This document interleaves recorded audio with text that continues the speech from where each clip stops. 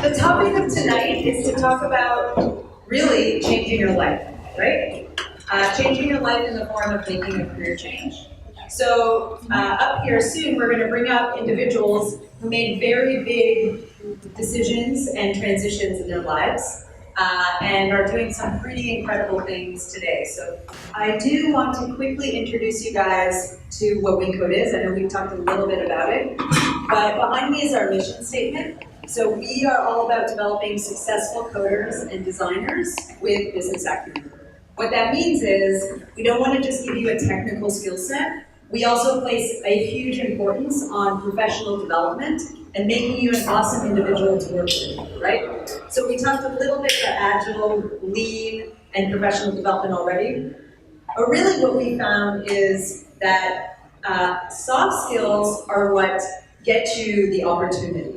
And it's the technical skill set that keeps that opportunity with you, right? So oftentimes it's all about how do you communicate, what's your presence like, how do you work in teams? That's the kind of stuff that people want to hire for. Having the technical skill set, being a UX, UI product designer, being a web developer, that will obviously play a very important role in being considered a web developer, but the stuff that really gets you hired is your professional side, right? So your personal brand is what I like to call it. So we help you cultivate that throughout the whole program, and I hope you ask about that tonight as well. Looking at some brief stats of Winco, so mentioned earlier, we're at just over 315 graduates, which Todd, who's from cohort number 3, probably it seems like crazy, because when he was coming into the cohort, there were like 35 people. So it's incredible that we kind of started WinCode and we were like, this is so cool, we're joining an existing ecosystem, and now WinCode in and of itself is its own ecosystem. So that's been really cool to see. 275 companies have hired from the program, so we have a ton of companies that we work with hiring, and just over 69 companies have hired more than 2 WinCoders.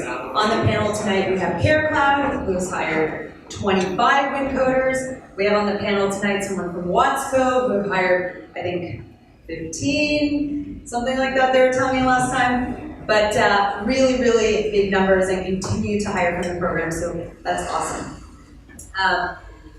90% job placement. So again, I pointed you guys, for anyone who is new coming into the room, when you go to winco.co, click on job support, and you can get our full jobs report. So that's a third-party verified report on our outcomes that shows you what type of graduates there were, their ages, their gender, their educational background, how long it took them to find a job, did they end up in technical roles or non-technical roles, etc. So we're really proud of being fully transparent and also really proud of that placement rate. Here is obviously 275 companies, super hard to fit all of those logos on a slide. But here are some really amazing companies that hire from the program. 12 companies, actually 13, including Clutch, that account for 16% of all the hires coming out of Winco. So it's pretty amazing. I know that you recognize some of these companies. If you have questions about these companies, I'm happy to answer them, or the panel can answer, because CareCloud, Watsco, Clutch are both all represented on the panel tonight. Going back to the building and transforming community, just got to back it up with some stats behind me. So we've received some amazing accolades in the community, which has been a huge honor and also very humbling. But I show these to you just to show the impact that WinCoders have had. There's no way that WinCode would have received the recognition that it has and the support of the community and the partners that we have without the true impact of the WinCoders and what they are doing out there in the field. And you are about to hear from some really incredible individuals on exactly what they are doing. So they are going to introduce themselves, but if we could give a big round of applause for Kevin, Joe, Teresa, and Todd, we're going to have them all come up here.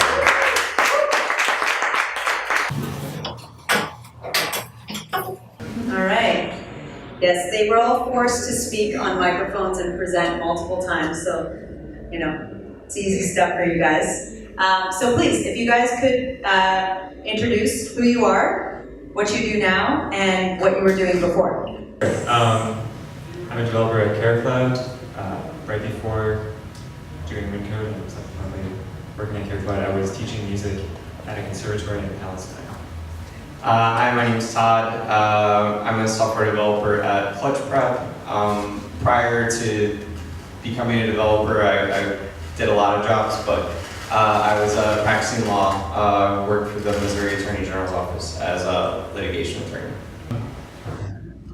I honestly didn't know that you could get a job in coding in such a short amount of time until I was checking out both coding schools in Miami. I guess they were more down with Ironhack and Winco, and they asked me, so like, why do you want to make this career change? And I said, what do you mean career change? Because I need to learn how to code for X, Y, Z reason. And the reason I was going to these coding schools, I had started a job board for classical musicians that I hired some developers for, and it was going really well, it was going quickly, but I kind of felt like I was going through a car mechanic, and they were just like quoting me these ridiculous hours that probably weren't accurate. I was like, I really needed to learn how to do this myself. So came to Winco and thought, wow, I really love coding, maybe I should do this as a career full time, and yeah, the rest is history. It was a confluence of like having ideas and wanting to be able to do things and not always knowing how to do them. I also, because I had relocated here, it seemed like a good strategy if I was like, oh, I think I might like to do that as a career. You know, you're able to tap into Winco's network of companies and contacts, and you know the picture she put up with the company logos. Like I've actually worked for 2 of those companies now, and it's because of contacts I had like through the program. There wasn't a specific time for me either that made me decide that I had had enough and I really wanted to make a change. It was very gradual. I was thinking of doing it for years. I've worked in the in the pharmaceutical related field for about like 16 years, and my inspiration mostly came from using atrocious software that helped you make errors. And I was thinking to myself, like, man, I could probably do better. So I did it, and now I'm doing it. For me, I got to one class in college that was a computer science class, and I liked it, but I was too stubborn to switch at the time. And then after I graduated, I was looking for a job. So there were about 100 like software jobs for every one chemical engineering job. So I started thinking more and more about it, and while I was at my old job, I was teaching, like trying to learn on my own as much as I could. And I had some success with that, but eventually it got to the point where I realized that I was just wasting my time, and decided to come to Winco. That's awesome. You want to let's give it up. Super random OCD thing. I have to ask Todd and Joe to switch spots so that you're in front of your photo. These are the little things you learn at pitch day, just to be in front of your photo. So, pretty scary. I mean, you guys are all smiles, and like we're all feeling the love vibes. Like, you're making it look super easy. Yes, no, right? So talk us through, just quickly, like, what was the best part of making a career change, and what was the scariest part? Like, looking back, is there anything that makes you super happy still, and is there anything that you look back on and you're like, that was scary?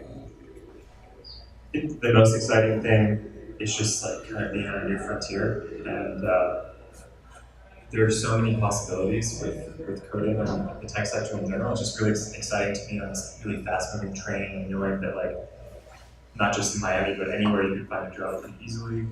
And if you don't like coding per se, there are so many other ways to jump into the tech field from that point. So that's really exciting. It's also really scary because, I mean, it was just totally different from what I was doing beforehand. But scary in a good way. It was like refreshing.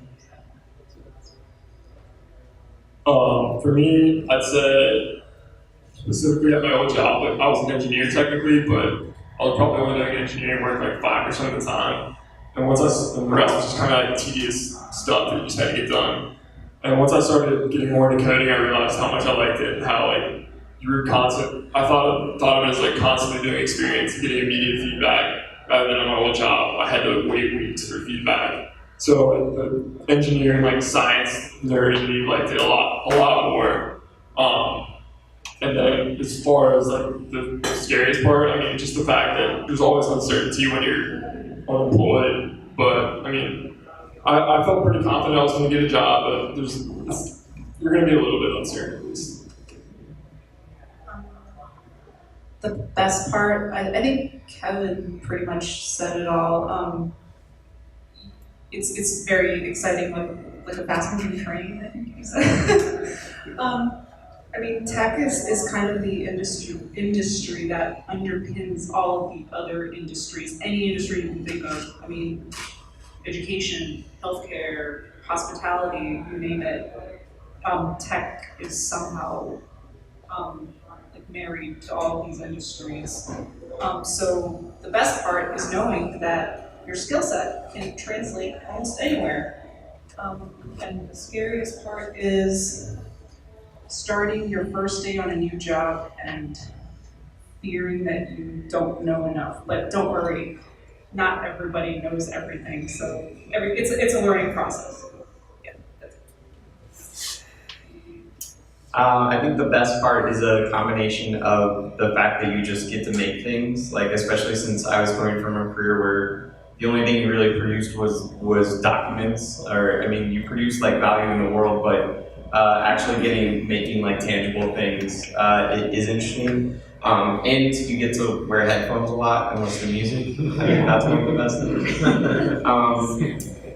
I think the entire thing was actually what was pretty scary. Like I was nervous about like not getting a job. I had all the rational fears that you have, and I had invested like $100K in this other education and years of my life in it. So I was scared about like leaving and not being able to go back. Like not if I decided I wanted to change again. But yeah. So I mean, the entire thing is scary, but also it's been very rewarding.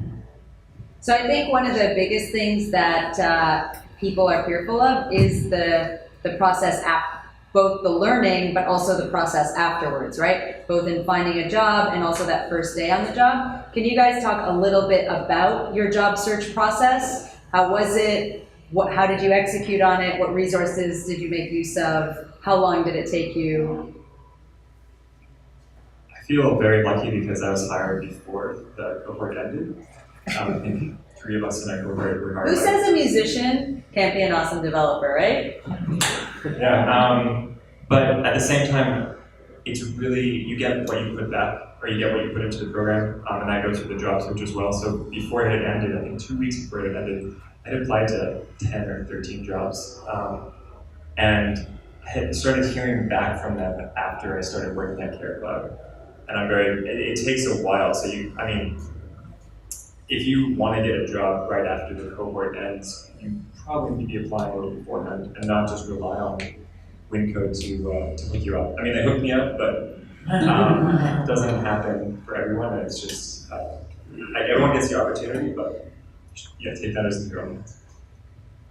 Yeah, I'm not gonna be that helpful because I'm pretty similar to Kevin. But I don't know if I talked to you about winter reviews, but my boss came in and did a winter review for our cohort, which is like group rapid fire group interview sessions, like 15 minutes each. And I had another interview with him after that. I ended up getting a job before the cohort ended as well. So. Funny story, a guy in my cohort, the week that we graduated, he applied to 63 jobs. Oh my God. Sir, he would speak. Anyway.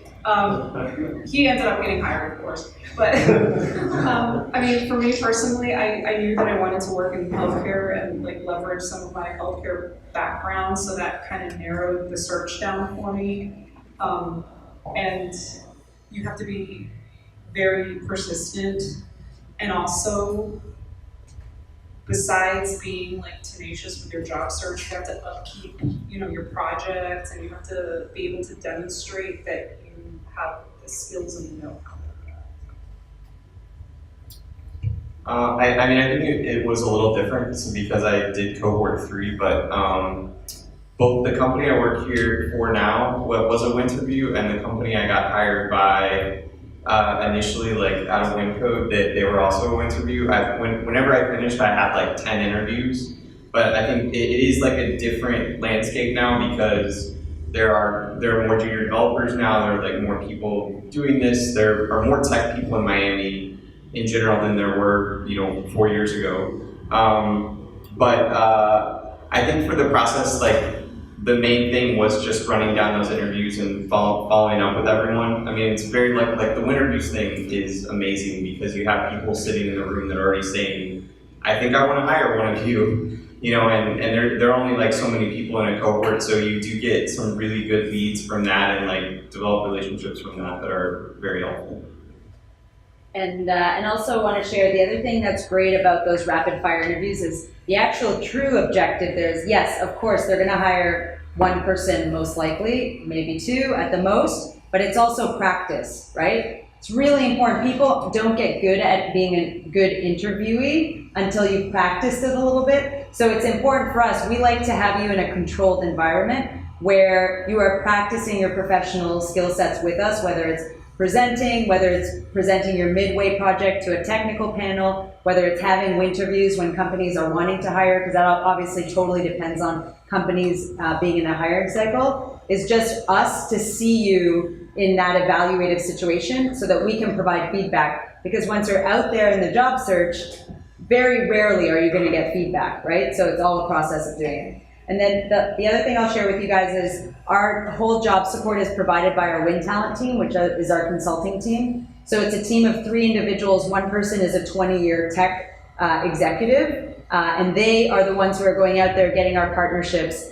and then really helping groom and coach people as they are going through the job search process, which is really, really important because one, we like to leverage our relationships as much as possible. So if we know that you've applied somewhere, we do everything we can to get your resume to the top of the stack, especially if we have a relationship. In most cases, we do. And then the other thing is we try to collect as much feedback so we can be like, here's what we heard you've been doing good, and here's what you haven't been doing good at that you need to improve on. But definitely, like Kevin said in the beginning, you have to put your own hustle into it. Super important. So we provide a lot of support. It's core to what we do at Wincode. We really believe in that job support. But at the end of the day, you got to work really hard to get the job. And just like Teresa said, you got to show that you have the skill set and the enthusiasm and that you're the best person for the job. So going back quickly is if you guys could just quickly mention where you're from originally and what brought you to Miami and why you chose Wincode. It's a really long story for me. I was born in Thailand and lived in Southeast Asia, and then Romania, and then India. And then I chose Winco because they were the first coding bootcamp in Miami, and because of that, had the advantage of like a larger network, and figured that would be really helpful in the job hunt process, which it was. I thought that Ruby would be a good language to learn first. My brother is a Rails developer, and I haven't written a single line of Ruby since I left Winco, which is fine, because I think Ruby, like the syntax is a little bit lighter, so it's easier just to dive into these core coding concepts, and that's really all that matters. So it's a combination of Ruby, Winco being around longer. I just like the people that worked here. I'm originally from Cincinnati, Ohio, and then I went to school and lived in Nashville for a few years. And I have a girlfriend that's from here, and that's why I'm here.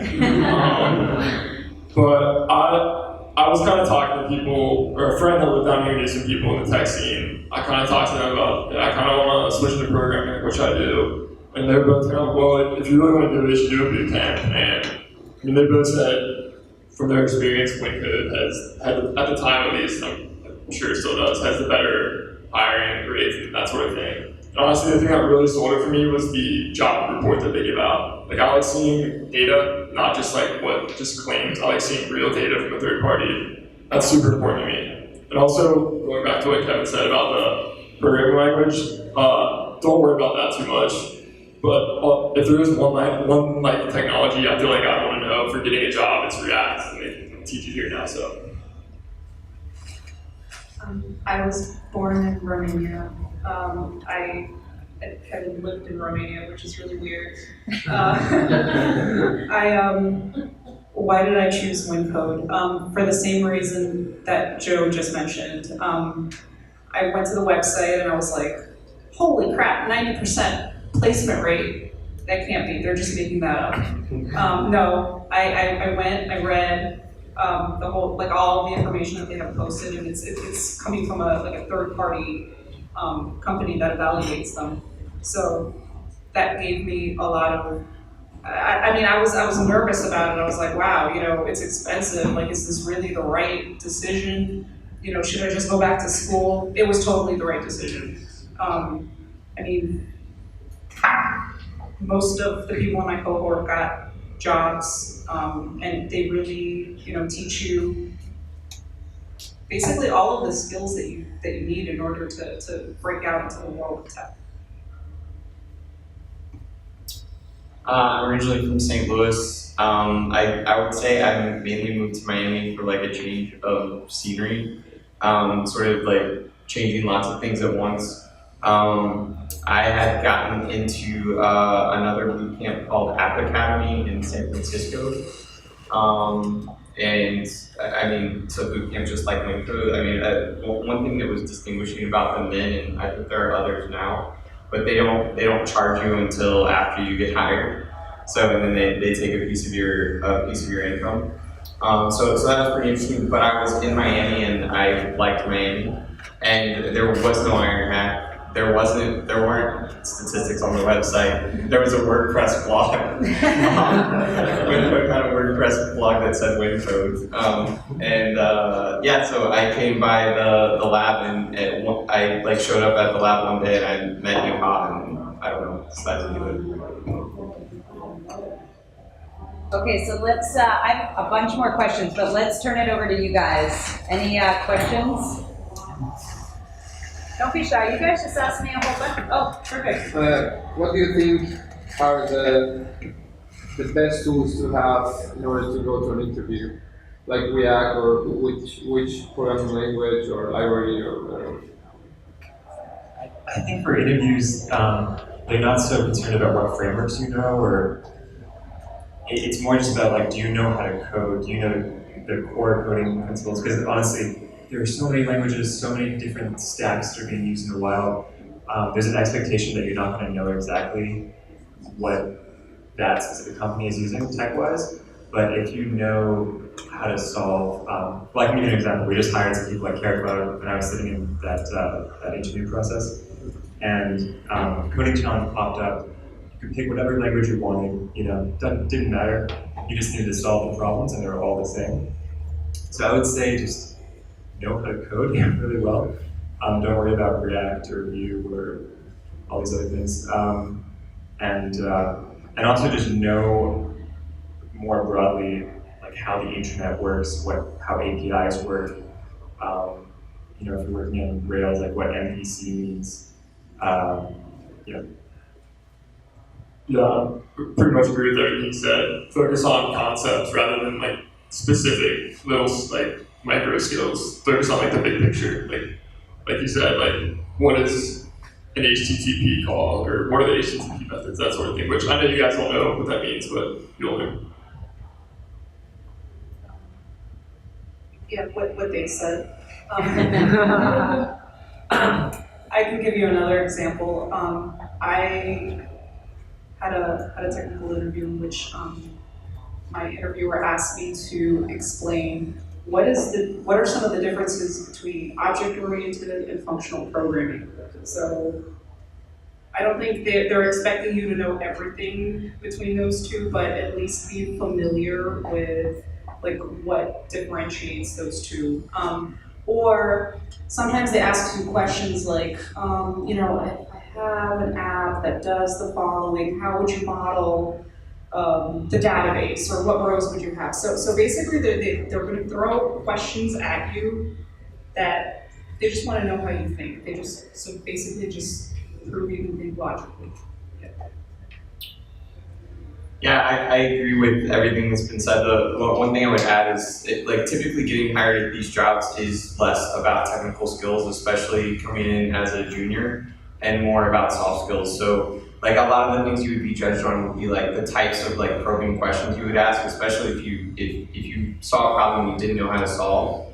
They want to just hear your thought process. So you'd be more likely to get hired if you were very good at like talking them through your approach to the problem and without even arriving at a solution than if you knew a clever one-liner of code.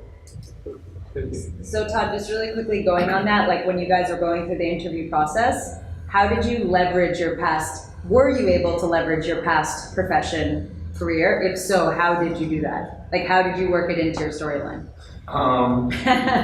So my original job was at Kipu, and the CTO there is like a really interesting guy. He's very smart, but he's like I think you would agree, Joe, he's like a very interesting personality, he's very quirky. Yeah. So I didn't really have to like weave it cleverly into my storyline because he like brought it up right away and it's the only thing he wanted to talk about. So like a different guy did my technical interview my entire time with the CTO. He was just like, yeah, you're that lawyer I met at Winco, and then so he just wanted to talk about it the whole time. I do think that the diversity of your background is like the most interesting thing about you. It's your like key differentiator, because a lot of these people, this isn't true, but a lot of these people, when they interview juniors, they think all of these people did a 9-week boot camp or a 10-week boot camp, they're all the same.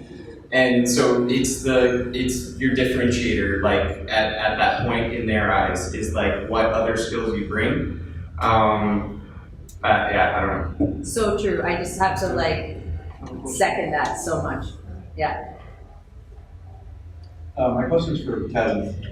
Could you tell me what parallels you drew from learning music into learning coding? Music theory. Yeah. It's funny because I actually hate music theory. It's terrible. I think for me it's way more complicated. But I think just the parallels for music more in general. I think a lot of people go into fields where they don't have a formal educational background. I think that's super common, not just for us, but just in general. I don't know that many people that are like, oh, I studied biology, now I'm doing this biology, And I think it's much more about the soft skills you gain from your past life. And I think music is a really great way to gain soft skills. I like the focus, the discipline, the fact that you have to produce something and you can't just get by just sitting back in your lecture class and kind of showing up. It's like you understand what it takes to practice to get good at something, and there's no hiding behind your degree. It's just what you know. I just want to like repeat because it's such an important element. Something that holds people back often is they come in and they're like, I love this so much, I'm so excited, so I'm going to be ultimately like good at it right away, right? So one of the advantages that musicians, for example, have is they know that to be good at something, especially craft, you have to practice and you're going to be bad first, right? So coding is very much that same thing. So you have to be comfortable with being bad first. And there are a lot of people who are not comfortable with that in the beginning. It takes some time to get used to it. So I just love it, like discipline, practice, like it's just, if you guys like try to think of those things before you're coming into the program. And I think like the chefs that came to Winco also did really well. It's the same kind of concept of like they knew what it takes to like be alone in a room, like working away and say something like really like comes in good shape. But actually, right afterwards, some CTO from the medical company came up, gave me their cards, and said, really liked your pitch day project. I'm going to put you in touch with our chief architect. He lives on South Beach. You should get a beer with him.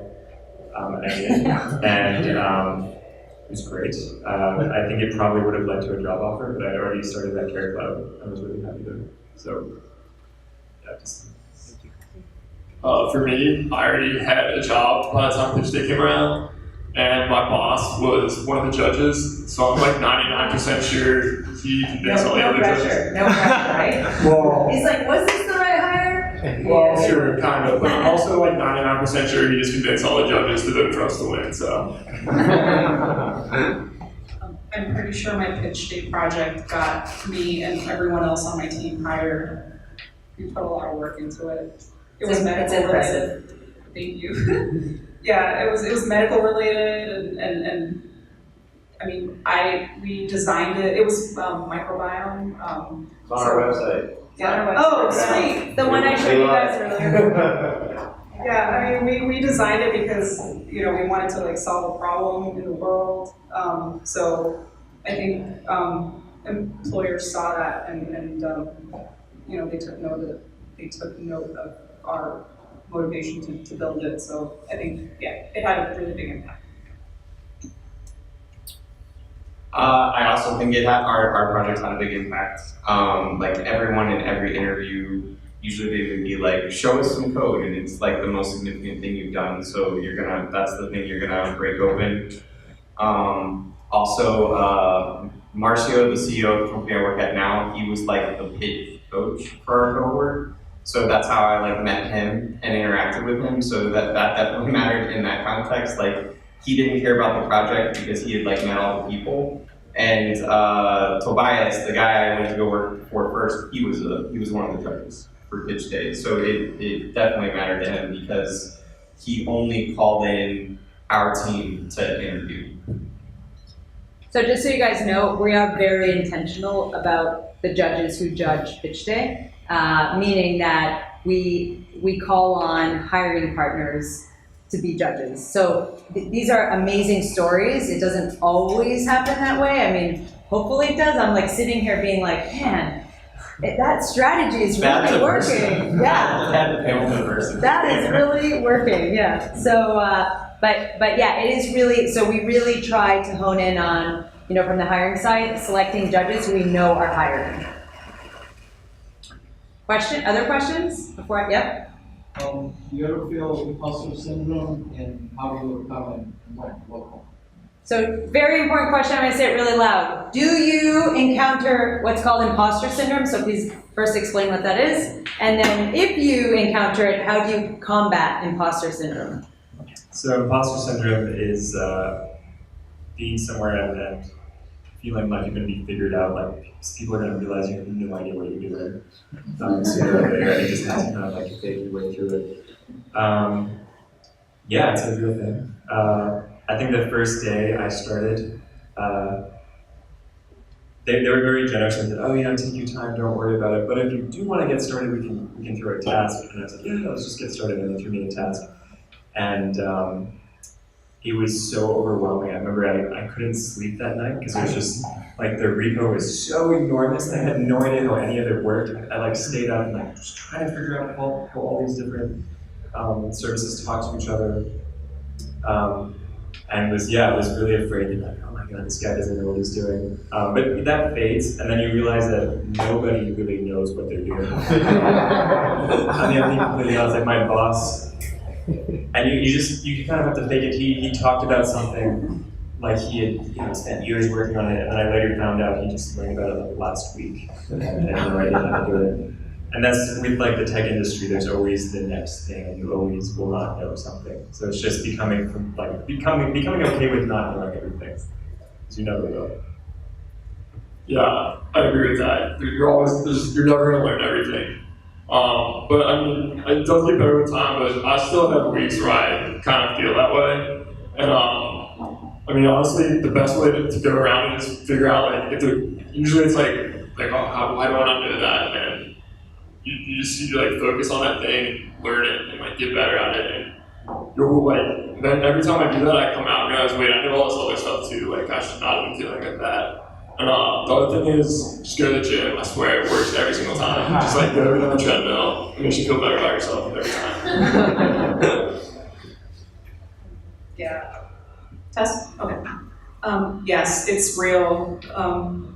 It's really intimidating. It's easy to feel intimidated and like you don't know anything. But the thing is, you know more than you think you do. And like these guys said, it seems like everyone around you has been working with this stuff for years, so they're intimately familiar with it. Nope, not the case. You know, they encountered a learning curve too. So basically just Google everything and like read about it. Honestly, I do that every day.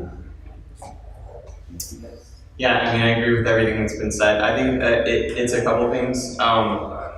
One thing is like work super hard. Like when you get your first job, you just have to work twice as hard as everyone else because you actually are a little bit behind. Like I agree with this sentiment that like nobody knows as much as they act like they know. That's absolutely true. But at first you really have to like dig in and like work very hard. And then the other thing is whenever you get stuck, like I have a tendency I have a little bit of a big ego, which is a bad thing for being a developer. Like humility is like the best thing you could possibly have, because the thing you should do when you get stuck is like ask someone who knows to help you, if there's anyone like that around. And if you do that enough, you're gonna get better way faster. You're gonna get better faster than the people that are like stubbornly just like, I'm gonna figure this out. Like my solution is the solution. Maybe you guys can also share a little bit in like how do your dev teams how are you organized as a dev team at work, right? Because it's also a matter of like how do you collaborate? What's the structure to collaborate? Yeah, I mean, I haven't had any like personality clash or anything like that, but there's definitely been like communication slip-ups and that sort of thing. What I found the best way to do is just go, whoever you have this slip-up with, go if you can, if they're there, go talk to them, rather than just relying on, like, I don't know if any of you know what Trello is. It's like an organization board. That's what we use between like the three people I talked about earlier, but we all sit next to each other, so we don't really have too many issues with stuff like that. But on the old project I worked with, there was like people sitting like across the office, and then people telling me like 5 different things, and it's tough if you don't have someone like Teresa who's telling you like what to do, like a product manager. But it's hard if it's just like at Winco, you're just like three or four devs like trying to like figure it out together. Usually that's not how it works in the real world, so don't worry too much about that. Yeah, I haven't really experienced a personality clash per se, and CareCloud is a huge company, so I work in more of a managerial role, so I just sort of like feed stories to all the devs. The only clash I would say is like reconciling what the client wants versus what is actually possible and what makes sense. That is the biggest clash. It's not really a matter of personality or like people, I don't know, muscling their way or anything like that. Everyone works together really smoothly. I would say that because I work at a smaller company, there are tons of personality clashes, but I mean, saying that, it sounds like something really negative, but I actually think in our case, it's like pretty positive. It's just like a place where you can be like very candid, like anyone can tell like the CEO is wrong, like the hierarchy, the structure is like somewhat flat. So you're expected to like challenge things and like debate things. And I have seen people get mad and like run out of rooms and slam doors and stuff like that. But usually it's never about like code or something, right? It's about and it's a function of the fact that like people care and they want to like do the right thing. I think it usually is like coming from a good place. Last question before I ask my final question. So just like a very quick answers from all of you. I'm curious, does age matter in getting a tech job? Have you seen anything up that it's mattered? Yes. Okay, why? Well, I think at Clutch I'm the oldest person who works there. What? No way. Yeah. Are you serious? Yeah, I mean, I'm the oldest person that works there, and occasionally, like, no, I don't know. I definitely think it matters somewhat. I've thought about what is it going to be like to be like a 50-year-old developer or something, because the expectations are different. Like if you walk into a room, like maybe people, they assume that you're like very senior. So I do think that there are challenges. Around that with tech. There's like some modicum of discrimination against like people with gray hair. I don't know if that's the question you were asking, but I'm just curious. That's what I think. Yeah. Okay, great. I think the right answer is yes, but I personally haven't felt discriminated against. There's a lot to be said for having the experience and having good feedback and having a good understanding of processes. So in that sense, honestly, if you just have the skills and you can get it done, I don't think anyone cares what your age is, but I don't know, that's just my perception, so.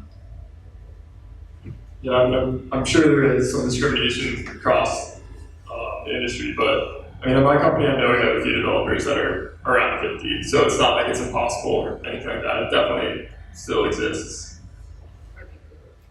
Yes, I'm good. Yeah, I want to say no, but I know, like for example, my boss, who oversees 30 people now, is 25 years old. I don't think that's very typical, but just in general, people are very young in this industry, at least it feels that way. I think he was looking to hire people that would fit culturally, and age plays into that a little bit. So I think for his team, he didn't want someone that was 20 years our senior. So, because I know you're all going to download the jobs report, right? It's come up so many times tonight. One of the great things that you'll see in there is that the average age of Winco is 30. So average age is 30. So I think that's kind of an interesting metric. And on the gender side, 25% are women. So some stats, lots more where that came from. So you guys can read about that. Okay, so two final questions. One is a fun one. What is your favorite memory of Winco? Favorite memory? I mean, it's kind of like bad memory and a good memory, but just like getting ready for pitch day, like the days before, everyone's going insane, and but like it's you'll look back on it fondly, hopefully. I mean, just you do build some like camaraderie when you're doing that kind of stuff, working like 12-hour days or more, and just trying to get this working. You get pretty close to your cohort. I'm not really talking to mine anymore, but that's besides the point. While you're there, you get close to the people that you're going through with and the people that work here. And it was a lot of fun. My cohort was really big. I'm MC24. My cohort was really big on, we really wanted a toaster, not a toaster oven, but a toaster. And we like hounded the Bria like the whole time. And for our pitch day. Bria is our program manager. What's that? She's our program manager. Yeah. Oh yeah, the program manager. So at pitch day, the second, Miss Winco, the person in my cohort who most embodied the ideals of Winco, won a toaster. I don't know. Do you guys have toasters? I don't know. Yeah. But yeah, the camaraderie is real. Yeah, like that's the best experience. This is like somehow related to Winco. So whenever I moved here, I stayed in Wynwood. I stayed in Wynwood and I just walked every day. So I think, and right when our cohort was ending, Art Basel was starting. So I think it was like walking and seeing like, this is just tangential, but seeing all the new paintings go up, like them just painting over all the walls, and where you would walk every day and you would see just like progress.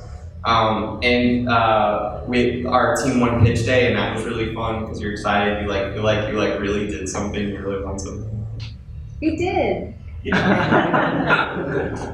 like us. I think my favorite. I don't have one specific story. I think just coming in this space every day, and where your only responsibility is to learn something new. It's kind of like the safe space, and everyone's doing the same thing, and you're all in the same boat together. Just a really good feeling. Okay, that's awesome. Okay, and then to close it out, for all those people who are in the room who are thinking about a career change or in the midst of a career change, they're trying to learn to code or they are going to learn to code, what is your advice to them in that journey? I'm really curious. Everyone here is considering doing Winco? Is that right? For most of them? There are a few current students who have pitch day next week, and a lot of the things you said are reinforcing the stuff that I'm nagging them about, so thank you. That was not planned. And thank you guys for being in here. And then others are in here joining the next cohort that starts on the 26th. And then there are some people in here who are just considering learning to code and making a career change. Yeah. So we've got a mix. Yeah, that's great. I think if you can, maybe not for people that are about to start, but I know for myself, like I think a month and a half before Winco started, I just every day I did my own like pre-boot camp for Winco, and I can't tell you how much that helps. I would just do as many Udemy, every site offering free coding challenges, just go for it all the way. Because it's really an intense time, and it's so much better if you come in and things are review and refinement as opposed to like, oh my god, what is this crazy thing called JavaScript? If you come in and you know what things are about, it's going to help you a ton. Yeah, I agree with that. If you can, try to learn everything beforehand. I would say really focus on fundamental things. There's a couple of classes on a site called EDX that I really like. If you want to know what they are, I'll come ask me afterwards. Another thing is, as you're going through it, you're probably going to have like imposter syndrome and feel bad sometimes, but you just have to think about it, that you're going to keep getting better, and you're going to eventually, it might take longer than boot camp, but eventually you're going to be good enough that you are hireable. But that's not going to happen unless you keep thinking that way and keep working. So even if it takes longer than just like right after boot camp, just like keep going, because you can probably do it. You can do it. You can definitely do it. I like how that went from you can probably do it to you can definitely do it, big joke. My advice is more coming from a product perspective. Read blogs, read articles on like just basic design principles, basic workflows, like what users expect. Basically familiarize yourself with basic design patterns and try to put as many of those into your apps as possible. So, I mean, it's not enough that something is functional, you also want to make it accessible to users. So that's my advice. I would definitely echo the advice of like learn as much as you can before you start, just because so much of this is just about repetitive exposure to things. Like maybe it doesn't click for you the first or second time, but eventually it clicks. The other thing I would say is just in the same general vein, like anyone can learn anything. So like have a growth mindset. Like have this mindset that like no matter what it is, you can learn it. Some other guy learned it. Someone before you learned it, you can do it too. So guys, obviously you're busy, you have awesome tech careers now. It's amazing to have you back in the space. Please come back more often. But on behalf of everyone here, thank you so much for spending the evening with us. Let's give them